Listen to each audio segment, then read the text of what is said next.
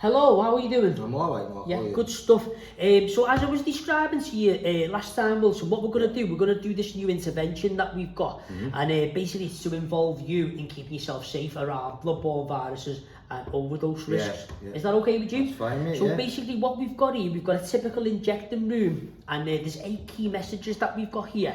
So what I'd like you to do is try and identify where you think you might be able to catch bloodborne viruses from, and also how you might potentially overdose.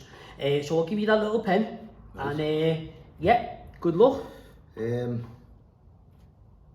Right, you see how he's got his spoon and the filter and everything, Yeah. so obviously enlarged here, and there's a dirty barrel and open syringes lying next to it. Would that be a risk? Absolutely. So the filters and obviously the spoons are risks anyway, or the pots and the pans, what you would normally get from an exchange. But the reason we put that there is because so what people have been doing, they've just been changing the ends, the pins, and then obviously within the barrels there's normally a little bit of dead space with infect them. It looks dirty there, doesn't it? Yeah. So we put that just to advocate that when people go to the exchange, they also get barrels as well as pins. Obviously, if you get the normal 1 ml like attachable, use single use one. Yeah, and you get rid of that. They are single use, perfect, spot on. No so always change the barrels as well as pins. Right, again, I know from my own personal experience how you've got your benzos, pre-cobble and what have you, all here. If you're mixing that with opiates like heroin or anything like that, that's definitely a risk of overdose. Spot on, and typically alcohol as well. Yes, with massively increase the risk of overdose. How do you think that might also increase the risk of transmission of bloodborne viruses, Wilson? Well, because when you're full of benzos, Valium for instance, you think you're alright, but in reality you're not. Not really as well, and if you ever be picking up pins or reusing, like you say, reusing your own barrels and things like that, and obviously you've got a risk of infection. Have you ever woke up in the cell and not knowing what you've done the night before? Yes, stupidly, So when you woke up the next morning, how do you know you've never shared? You don't, that's what I'm saying. If you're full of them, you don't know what you're doing, do you? You've got no recollection of the day before. Right. Good stuff, Okay. So I'll circle them too. Yeah, perfect. Well done. 2. And again there, I'm noticing I'm circling, like the communal water, I like to call it, what everybody likes to do. I know that's definitely a risk of infection, because if people's trying to get the cells and they think, I need a bit more water in, they go back in the game, don't they? And then someone will follow on from that.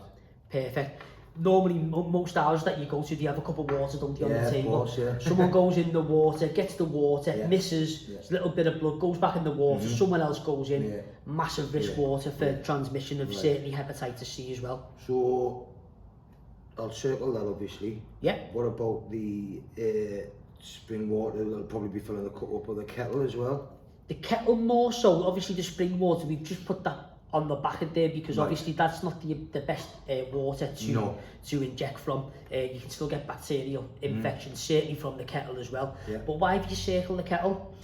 But because I've seen myself and I've been like in this sort of scenario, everybody's going in the kettle because they think it's been boiled, so it'll be alright. But obviously, I know myself that if it's been boiled, someone's gone into it and you're already using it, it's the same. Brilliant. So most needle exchanges will advise when you go in, if they don't give you like injectable water, to use cool down boiled water. But a lot of people think, the kettle's safe, we'll go in the kettle because it's been boiled.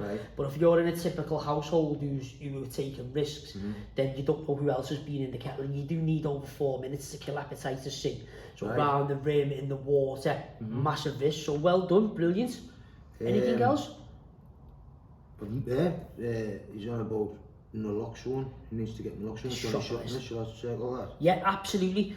So with naloxone, when you're injected, have you got naloxone yourself? I have now, but at one point I never did have it. And when you're in a typical environment where you're injected, you tell other people that you've got naloxone in case you do go over? I do, but obviously if I've been in the state myself, that will have slipped my mind. So. Of course, yes. So obviously, like, we can't stress enough that everyone has their own naloxone. And when you're injecting, it's always best to have someone with you, because if something goes wrong, at least you've got someone who can go for help, but also that you've got naloxone.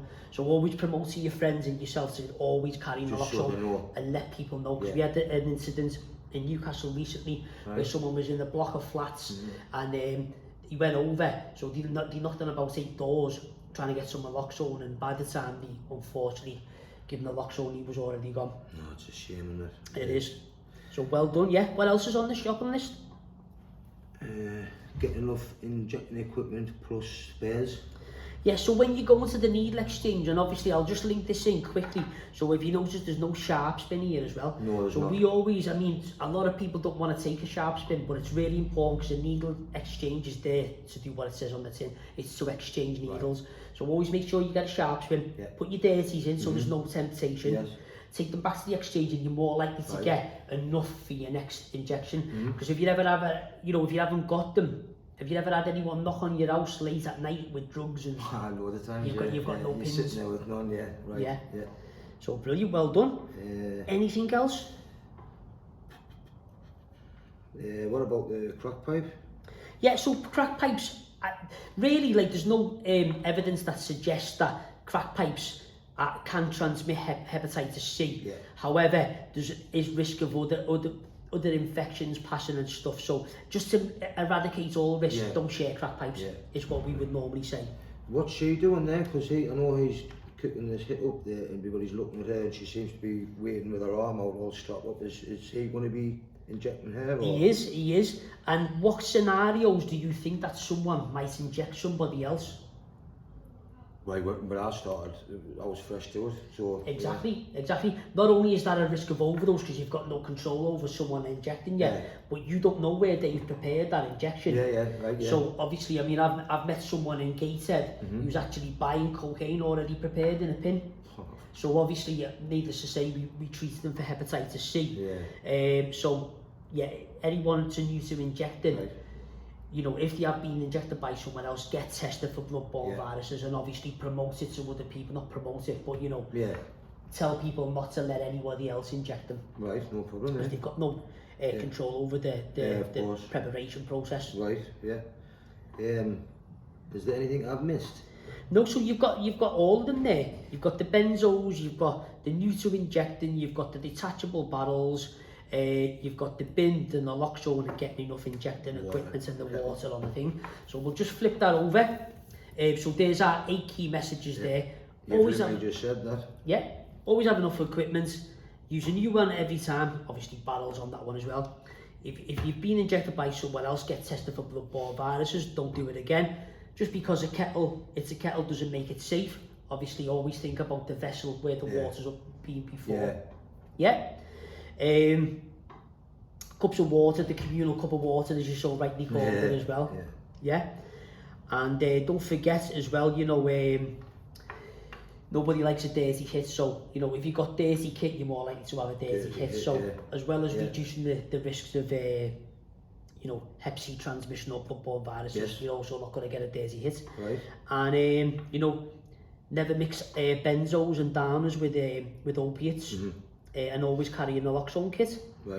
Is that okay? That's brilliant, I like how it gets me thinking, Brilliant. And can I just ask you a quick question? If I was to give you a couple of copies of this, would you be happy to do that with your friends? Oh, certainly, but I really would actually. I'd like to see how many they could find on their own without me having to. It's like a little game. We good, that, we good. So you will let us know what goes, and let us know if you need any more, and I'll see you in a couple of weeks. Alright, thank you very much. Take care, thanks for coming. Ta-ra now.